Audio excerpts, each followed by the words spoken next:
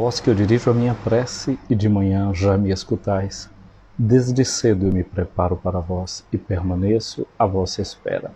Graça e paz, cara amiga, caro amigo que acompanha diariamente a nossa meditação sobre a Palavra de Deus no Santo Evangelho, a Palavra de Deus na Santa Liturgia, nesta terça-feira da 22ª semana do Tempo Comum. Nós começamos desde ontem uma nova fase de escuta dentro da liturgia. Nós começamos a escutar a leitura do Evangelho segundo Lucas, que nós estamos lendo, vamos ler a partir de agora ao longo da semana. É verdade que ontem nós não iniciamos realmente ouvindo essa leitura, porque era a memória de São João Batista, do martírio de São João Batista, e na liturgia era previsto o texto do martírio de São João, segundo o evangelista Marcos. Mas de hoje em diante vamos começar essa leitura desse evangelista. Durante os dias de domingo tem uma leitura trienal dos evangelhos. A gente lê o evangelho de Mateus, lê o evangelho de Marcos e o evangelho de Lucas. E é chamado ano A, B e C. Esse ano estamos no ano C, que é o ano que se escuta a leitura de Lucas durante o tempo comum em cada domingo. O Evangelho de São João, a esse Evangelho é reservado a cada ano o tempo da Páscoa. Nós lemos bastante textos do Evangelho de São João durante a semana e nos dias de domingo do tempo pascal. E durante a semana, a cada ano a gente vai lendo uma primeira fase o Evangelho de Marcos, não é, da primeira até a 9ª semana, depois começamos na 10ª até a 21ª o Evangelho de Mateus e desta 22ª semana do Tempo Comum até a 34ª nós vamos ler sempre o evangelista Lucas. O evangelista Lucas, ele não é judeu de nascimento, ele, portanto, é de uma cultura que não é a mesma cultura de Jesus, dos apóstolos. Ele não conheceu Jesus pessoalmente. Ele é evangelizado pelo apóstolo Paulo. Ele integra a equipe missionária de Paulo. Ao que se sabe, Lucas é um médico, não é como dá a informação Paulo. Ele é um médico e a tradição também diz que ele era um pintor. E se deve a ele, né, quadros que figuram a Virgem Maria, e de alguma forma ele pinta a alma, o coração, o jeito de ser da Mãe de Jesus nas páginas iniciais do seu Evangelho, ou nas páginas iniciais dos Atos dos Apóstolos, onde nós vemos Maria perseverante na oração com os discípulos, esperando o dom do Espírito Santo. Aliás, também o Espírito Santo é presente, muito presente, no Evangelho segundo Lucas. O texto de ontem que nós não escutamos, justamente mostrava Jesus na sinagoga, dizendo que repousava sobre ele o Espírito do Senhor. Espírito que repousou sobre Jesus na hora do seu batismo, que aparece em forma de pomba, e depois Lucas diz que Jesus é conduzido também pelo Espírito ao deserto, e ali ele experimenta as tentações. Nós vamos ver Lucas sempre mostrando Jesus guiado pelo Espírito, como ele mostra também a comunidade guiada pelo Espírito nos Atos dos Apóstolos. A gente pode dizer que os Atos dos Apóstolos são o Evangelho do Espírito Santo. Uma outra sensibilidade de Lucas é de mostrar como a oração é vital na vida da comunidade cristã. Por exemplo, na hora do batismo, Lucas mostra Jesus rezando. No momento da transfiguração, Lucas conta também, chamando sempre a atenção desse detalhe da oração. Mostra os apóstolos pedindo a Jesus que ensine-os a rezar, assim como João Batista ensinou também os seus discípulos a rezarem. João como mestre de oração, Jesus como mestre de oração, os discípulos como querendo ser iniciados na oração. Uma outra característica do Evangelho de Lucas é a sua sensibilidade pela misericórdia. Tem um verbo que ele opera, parece que é nele que está ali presente, o verbo splanknitzomai, que quer dizer quando as entranhas se remexem. É o sentimento, por exemplo, do bom samaritano quando vê aquele homem caído, não é, lá na estrada.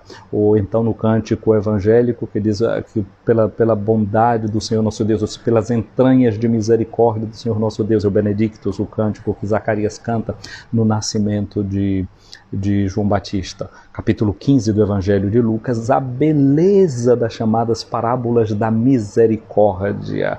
Então, o filho pródigo, que é única de Lucas, o bom samaritano também é uma parábola única de Lucas. Então, tem todo esse modo de mostrar Jesus como revelador da misericórdia do Pai. Um outro traço muito peculiar de Lucas é essa particularidade, essa sensibilidade para a presença das mulheres no Evangelho. Lucas vai mostrar um grupo de mulheres que seguia Jesus estavelmente, capítulo 8 de Lucas, no versículo 3, aquela cena bonita de Marta e de Maria, Maria sentada aos pés de Jesus a escutar a sua palavra, o que indica uma mulher discípula que escutava a palavra do Mestre. Essa sensibilidade para os estrangeiros, é um estrangeiro, um samaritano, não é que tem aquele gesto de bondade em relação àquele homem que cai na estrada de Emaús. O próprio Lucas é um estrangeiro, então ele mostra essa simpatia, esse amor por todos os estrangeiros que vão aparecendo na vida de Jesus e da comunidade cristã, né? Os Atos dos Apóstolos, esse caminhar do Evangelho de Jerusalém até chegar em Roma, a expansão do Evangelho no meio destes povos desse pequeno Oriente que vão sendo iluminados pela palavra. Então são algumas características que, na medida que a gente for lendo, a gente vai sempre sublinhando, não é? Ontem, o episódio de ontem, que Jesus lia na sinagoga de Nazaré, fazendo o seu belo sermão, todo mundo com o olhar fixo em Jesus. Aí quando Jesus começa a mostrar que os pagãos tiveram mais sensibilidades que os judeus em relação à escuta da palavra, e colocaram em prática a figura de Elias, que foi acolhido pela viúva de Sarepta, o sírio Naamã, que foi curado da lepra. Então coloca pagãos como modelo de gente que sabe ter fé e acolher a bondade de Deus. Os judeus ficaram irritadíssimos com Jesus, agarram Jesus e levam para o monte onde a cidade está construída, sobre o despenhadeiro, e queriam jogar Jesus dali para baixo. E Jesus simplesmente se volta e passa pelo meio deles e segue o seu caminho. E hoje nós justamente vamos entrar a ver como é que continua este caminho de Jesus. Aliás, na obra de Lucas, nos Atos dos Apóstolos, a primeira comunidade, as comunidades cristãs, ou o caminho que é o cristianismo, a igreja, ela não é chamada de igreja, ela é chamada de o caminho, e os cristãos são chamados de seguidores do caminho. Só mais adiante, nos Atos dos Apóstolos, do capítulo 11, dali para frente, é que eles vão ser chamados de cristãos, seguidores de Cristo, mostrando que o caminho é Cristo mesmo. Mostrada essa panorâmica daquilo que é o evangelista Lucas, que vai nos acompanhar durante esse período. A gente vai ler o texto do Evangelho, mas você já sabe quem eu sou. Nós seremos acompanhados por Lucas, mas eu sou o Padre José Raimundo dos Santos, eu sou da Diocese de Amargosa, na Bahia, e tenho a alegria de, com você, entrar nesse caminho de seguir a Jesus, sendo acompanhado pelo médico Lucas, esse médico que vai olhar em profundidade para o nosso coração. Aliás, tem um detalhe também que é próprio lá de Lucas, que só ele conta, é que Jesus, no Horto das Oliveiras, ele suou sangue. Portanto, a cada terça-feira, a cada sexta-feira, quando você estiver rezando o segundo mistério do terço e lembrar que Jesus suou, segundo mistério, não, o primeiro mistério do terço, o segundo é Jesus flagelado, quando você estiver rezando esse primeiro mistério do templo, lembrando Jesus que suou sangue no Horto das Oliveiras, não se esqueça de Lucas, que contou isso para nós. Ele que certamente, como não fez parte das primeiras comunidades, ele escutou isso certamente dos apóstolos, né, de Pedro, de Tiago, que já tinha morrido, de João, ou daquelas mulheres que ouviram também isso dos discípulos e contaram também para ele que também deve ter escutado muito dessas mulheres, sobre a experiência que elas fizeram. Portanto, quando a gente olha assim para Lucas e pensando nisso, a gente deve pensar na graça que ia ser evangelizado e ia ser evangelizador. Ele não viu estas coisas, ele não foi testemunha ocular dessas coisas, mas ele diz que ele procurou pesquisar com profundidade, ouvir as testemunhas e, sobretudo, ouvir os pregadores. Ele diz isso logo no início do seu evangelho. Aliás, tanto o evangelho como os Atos dos Apóstolos, Lucas dedica a uma pessoa. Era uma coisa prática no mundo antigo, né? Tinha gente que patrocinava o escrito de um livro, porque era muito custoso, como ainda hoje é difícil, é caro. Se é caro comprar um livro, escrever um livro também, mandar imprimir um livro, mais caro ainda, para quem tem que desembolsar esse dinheiro, até fazer fama e ter gente com interesse pelo que ele produz. Então, Lucas dedica a sua obra para um certo Teófilo. Theos, em grego, significa Deus. Philos significa amigo. Do mundo de onde Lucas via, o grande interesse dos intelectuais, das pessoas que estudavam, era serem filósofos, amigos da sabedoria. E Lucas mostra que a sua comunidade não é uma comunidade de filósofos, de gente que está adquirindo a sabedoria pelos estudos, etc. A comunidade dele é como aquela comunidade dos coríntios, a quem Paulo diz: no meio de vocês não tem muita gente erudita, gente que tem fama por conta da sabedoria humana, mas a grande sabedoria que é pregada aqui é a sabedoria da cruz. Então, no meio da comunidade cristã, a gente não se torna filósofo, amigo da sabedoria, mas a gente se torna teófilo, amigo de Deus. Deus quer realmente que a gente seja amigo. Lembra que no domingo a gente leu uma passagem também do Evangelho de Lucas e Jesus disse assim: olha, quando você for para um banquete, não escolha o primeiro lugar não, vá lá para o último, porque talvez se você for para aquele primeiro lugar, está reservado para uma pessoa e o dono da festa vai ter que dizer para você: amigo, desculpa, vai lá para trás que esse lugar aqui está reservado para uma outra pessoa. Mas se você vai lá para o último lugar, e aquele lugar lá da frente está reservado para você, o dono da casa pode olhar para você e dizer assim: amigo, vem cá para cima. Olha a beleza de Lucas, que fala da gente como o amigo de Deus, como o amigo desse que está dando o banquete, que chama a gente de amigo. Mas também Lucas mostra as tensões de Jesus, por exemplo, com os fariseus, etc. E vai dizer uma coisa. Vai dizer que os fariseus, eles eram amigos do dinheiro, filoargyros, amigo da prata. Então a gente tem que pensar, lendo o Evangelho de Lucas, de quem é que a gente quer ser amigo, não é? Amigo desses pobres, a quem a gente é chamado a convidar para participar da festa. Outro detalhe no Evangelho de Lucas, detalhe não, uma coisa insistente que está no Evangelho de Lucas é essa sensibilidade também para os mais pobres.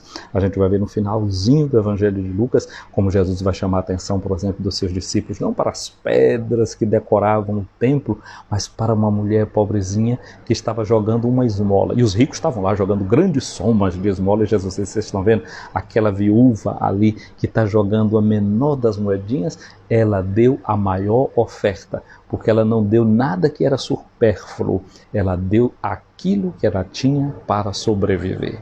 Gente, essa é a beleza do Evangelho de Lucas, que eu convido você a saborear, a ganhar gosto, a mastigar com amor, com carinho, com atenção ao longo destas semanas que nós temos, desta 22ª até a 34ª. Vamos estar com os ouvidos todos abertos para escutar Jesus, para caminhar com Jesus e deixar que Lucas ajude, que Jesus transforme o nosso coração por essa bela catequese que ele nos oferece. O Evangelho de hoje, portanto, é o Evangelho de Lucas, no capítulo 4, versículos de 31 a 37. Naquele tempo, Jesus desceu a Cafarnaum, cidade da Galileia, e aí ensinava aos sábados.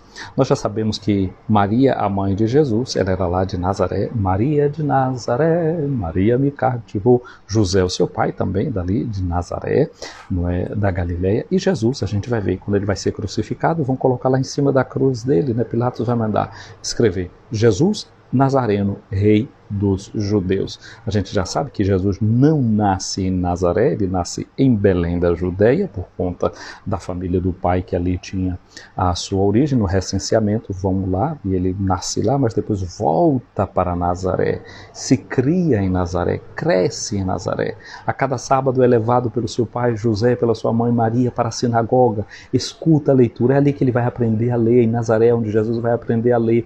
Em Nazaré, Jesus vai aprender a profissão do seu pai. Em Nazaré ele vive 30 anos de escondimento, escondido ali em Nazaré, a vida oculta de Jesus, 30 anos. Agora, o que a gente ouve no Evangelho são os 3 anos finais da vida de Jesus, que é chamada da vida pública.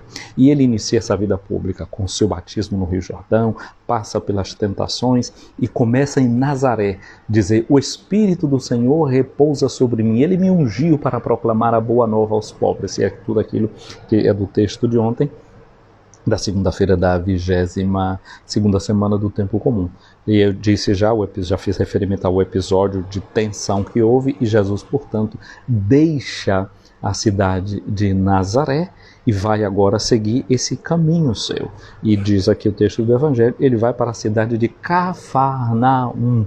É lá em Cafarnaum que ele vai agora viver, vai ser o lugar onde ele vai se colocar, e a partir dali ele vai ter os seus vários deslocamentos. A gente vai ler aqui até o capítulo 9, versículo 51, e nós vamos ver do capítulo 9, 51, Lucas vai narrar o Evangelho como uma grande viagem de Jesus até Jerusalém. Então o Evangelho é esse episódio que começa de Nazaré, agora ele sai de Nazaré, vem para Cafarnaum, vai sempre girar na região, e depois do capítulo 9 vai ser toda uma subida em direção a Jerusalém, onde ele vai padecer, ser crucificado, assassinado e ressuscitará ao 3º dia. Nós estamos no início dessa história, nós estamos vendo Jesus aqui agora, que ele vai para a cidade de Cafarnaum, e como era o costume dele, dia de sábado, ele vai para a sinagoga. O sábado, que é o memorial daquele dia em que Deus repousa dos trabalhos que ele fez e contempla todas as suas obras.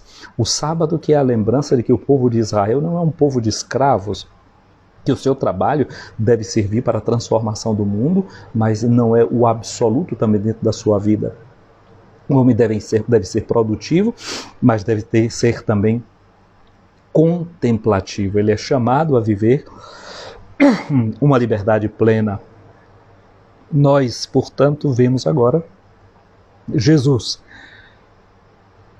entrando nessa sinagoga e a rouquidão chegando de Cafarnaum, e as pessoas ficam admiradas com a forma de Jesus pregar, com a forma de Jesus ensinar na sinagoga.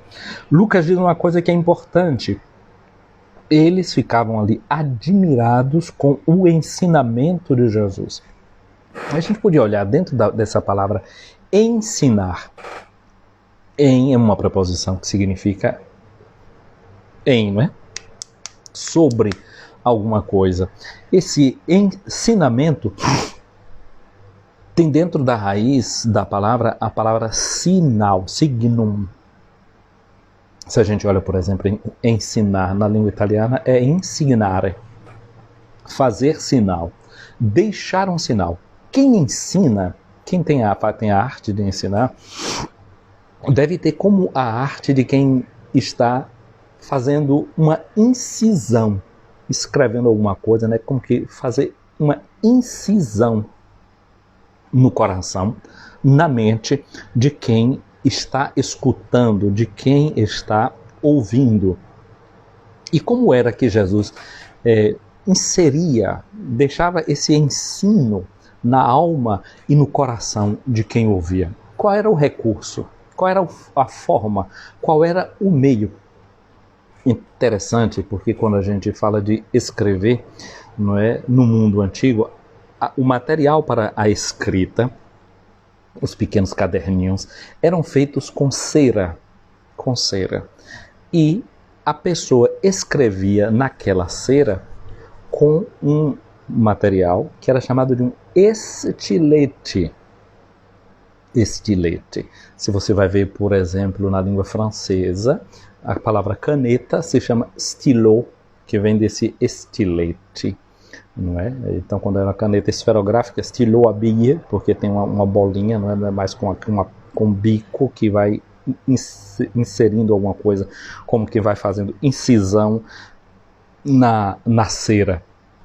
Então, esse ato de ensinar é como quem vai fazendo uma incisão, ou seja, deixando uma marca E o estilou também vem da palavra, daí vem a palavra estilo, porque cada um quando escreve tem o seu estilo, o seu modo de escrever. A minha caligrafia, aliás, nem é caligrafia, né, tão bela assim. A minha escrita não é como a sua.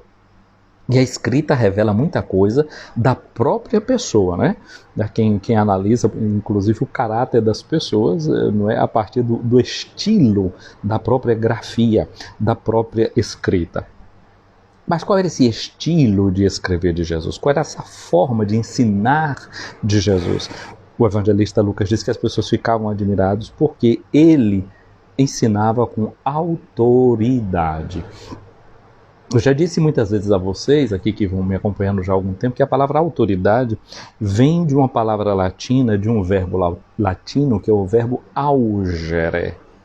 O fulano está no auge, né? Vem sempre dessa mesma raiz. Auge, como a pessoa está no auge, quando ele está lá em cima, quando ele está no topo. Porque augere significa fazer crescer. Crescer até chegar ao auge, até chegar ao ponto mais alto, até chegar ao topo. Autoridade significa fazer o outro crescer, até o outro chegar ao seu auge, que é quando você consegue a sua autonomia. Autoridade, autonomia, auge, está tudo dentro dessa. Então, Jesus ensinava de um jeito que dava autonomia para as pessoas, que faziam com que as pessoas crescessem. Jesus não ensinava para deixar as pessoas dependentes dele, mas levava a pessoa à sua independência, ao auge das suas potencialidades, ao máximo daquilo que ele consegue fazer. E hoje a gente vai ver Jesus realmente deixando pessoas chegando ao seu auge, à sua autonomia. Porque a gente vai ver que tinha uma pessoa dentro da sinagoga que ela não tinha autonomia. E por que ela não tinha autonomia? Porque ela estava possuída. Porque a sua liberdade estava comprometida. Diz aqui, na sinagoga havia um homem possuído pelo espírito de um demônio impuro. Então, esse homem aí não tinha autonomia, ele não agia por si mesmo. A sua liberdade não podia entrar em movimento, a sua alma estava tomada, a sua psique, o seu dinamismo estava compreendido. Mas hoje em dia, quem é que anda tomando conta da mente das pessoas, manipulando as mentes, né? E as pessoas vão perdendo a sua autonomia, já não pensa pela sua cabeça, pensa por causa dos fake news que recebe o dia inteiro, por causa da propaganda que vai tomando conta da cabeça da gente, criando necessidades que a gente não tem, fazendo a gente consumidor de coisas que a gente não precisa, depois que compra fica olhando, mas para que foi que eu comprei isso mesmo? Eu nem precisava, mas a propaganda, o encantamento é tal que você acaba levando aquilo. É como a gente quando ia para a feira, quando eu era pequena, tinha homem que ficava lá vendendo a banha da cobra. Disse, fulano é tão bom que vende até a banha da cobra. Se era banha de cobra mesmo, a gente não sabe, mas a gente ficava tudo ali, ouvindo as histórias que aquele vendedor contava, ele com aquela cobra enrolada no pescoço, não sei o que, contando história e brincando, levava... Então, às vezes a gente está assim, com a cabeça da gente sendo levada por outros, sendo possuídos, não é? E aí, quando a gente é possuído, a gente começa a querer possuir, e chega um momento tal que você já não é mais possuidor, você é possuído. Aqui a gente vê alguém que era possuído por esse espírito impuro, por alguma coisa que não tornava essa pessoa pura. Quem se torna puro vai ser capaz não de ver coisas para poder comprar e desejar, mas vai ser capaz de ver Deus, que é o único necessário para a vida da gente. Como Maria, a gente vê no Evangelho de Lucas, não é uma coisa só, Jesus vai dizer a Marta, não é necessário. Maria escolheu a melhor parte e essa não lhe vai ser tirada. Então esse é o caminho que o Evangelho quer nos levar. Esse homem que estava possuído, ele gritou em alta voz, o que queres de nós, Jesus Nazareno? Olha, esse demônio já sabe quem é Jesus. Jesus Nazareno. Sabe de onde é que Jesus vem. Sabe que ele não é de Cafarnaum. Sabe que ele vem de um outro lugar. Jesus nem precisou se apresentar, o demônio já sabia da origem humana, histórica, social de Jesus. Sabia de onde é que ele provinha. Viestes para nos destruir? Eu sei quem tu és. Conhece não apenas a origem humana de Jesus. Olha o que é que ele vai dizer. Tu és o Santo de Deus. Chega a afirmar algo que é uma profissão de fé. Só quem tem fé para poder chegar e alcançar e saber dizer que isso quem é Jesus. Os demônios têm fé, vai dizer São Tiago. Mas sabe o que é que falta aos demônios? Amor. Eles dizem que, de São Tiago diz, eles têm fé e tremem, eles sabem, eles conhecem as coisas da fé. Então não basta que a gente conheça as coisas da fé, não basta que a gente conheça o catecismo, não basta que a gente conheça todo o conteúdo da Bíblia. É preciso mais do que isso, é preciso ter amor.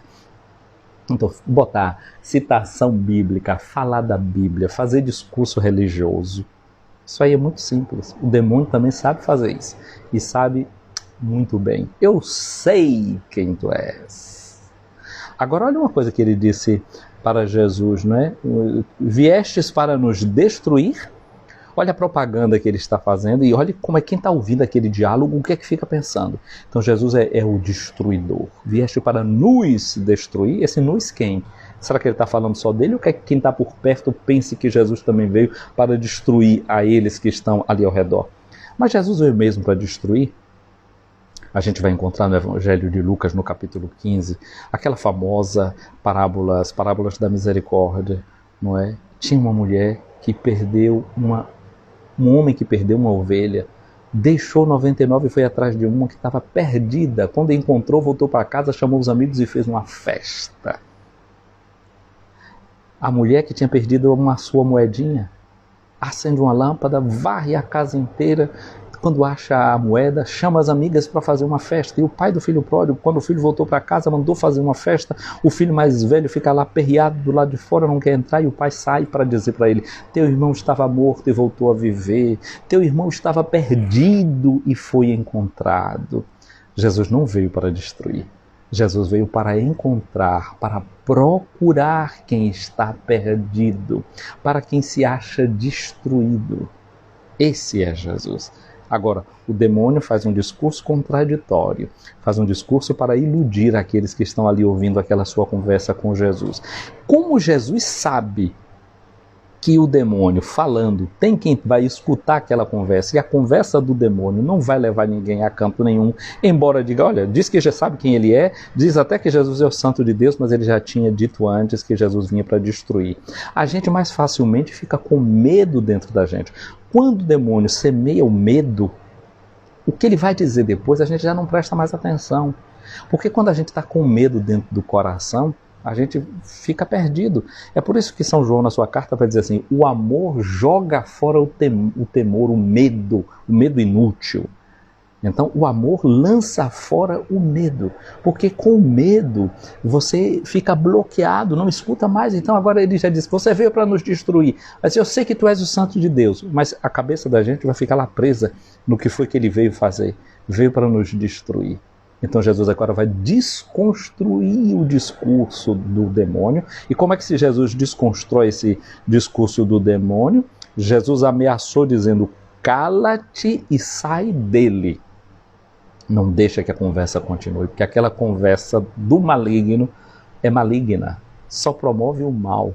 Mesmo dizendo uma coisa certa, não constrói o bem. O demônio é aquele, o espírito maligno, é aquele que engana dizendo a verdade. Quando diz uma verdade, diz para enganar. Então não basta dizer assim que a gente vai conhecer a verdade, né? Porque com a verdade também pode se enganar com a verdade, como é o caso aqui. Então a gente tem que ter muito cuidado. Ele está dizendo uma verdade, tá, mas ele preparou uma trama tal para falar a verdade que já bloqueia o coração e você não vai... Ninguém pode dizer que ele não disse uma verdade. Ele disse, mas antes ele disse uma mentira. E como ele é pai da mentira, então ele com a mentira enreda e prejudica o anúncio da verdade que vem depois. Então Jesus, cala-te e sai dele. E o demônio lançou o homem no chão e saiu dele e não lhe fez nenhum mal.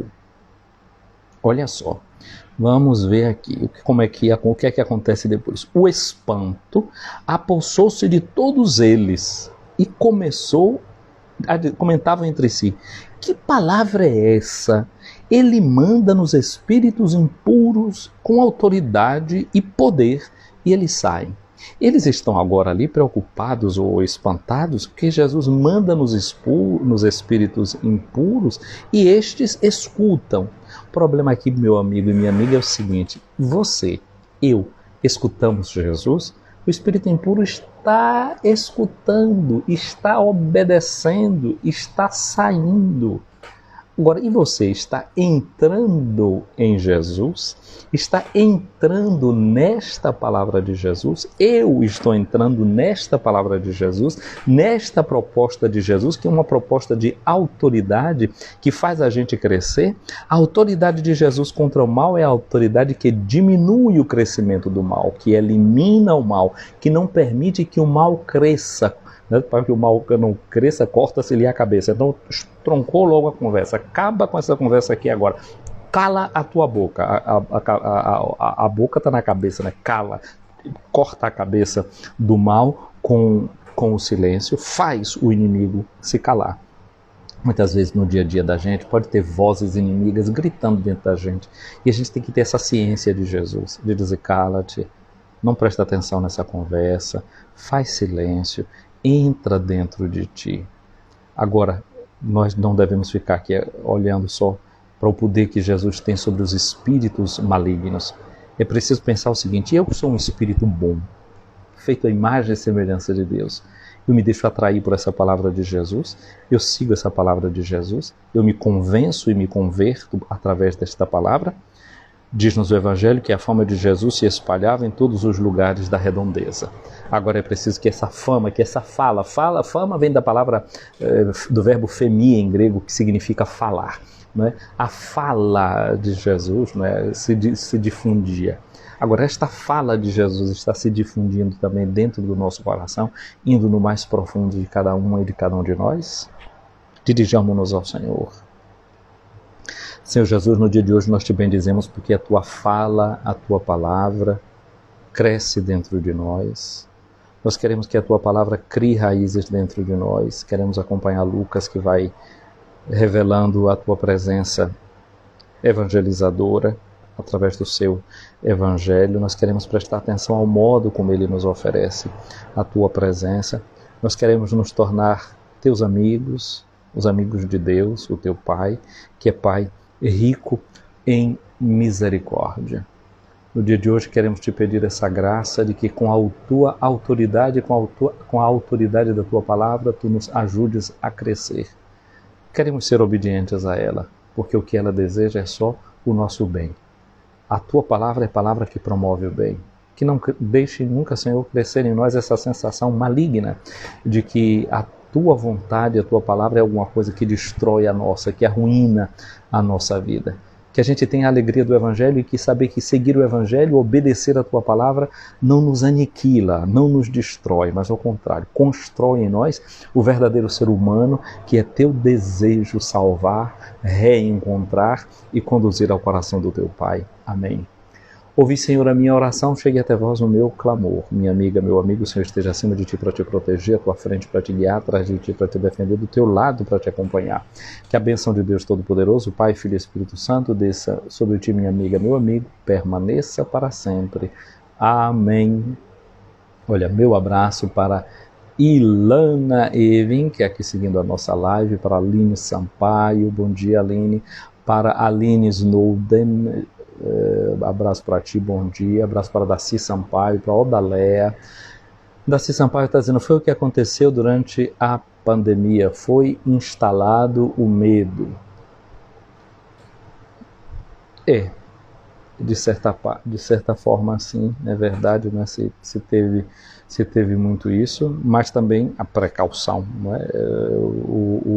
Há um temor, quando a gente diz assim, tem que ter, às vezes quando eu falo disso eu fico com muita cautela, porque vocês sabem também que existe um medo que é positivo, não é? Um medo que é sanador também.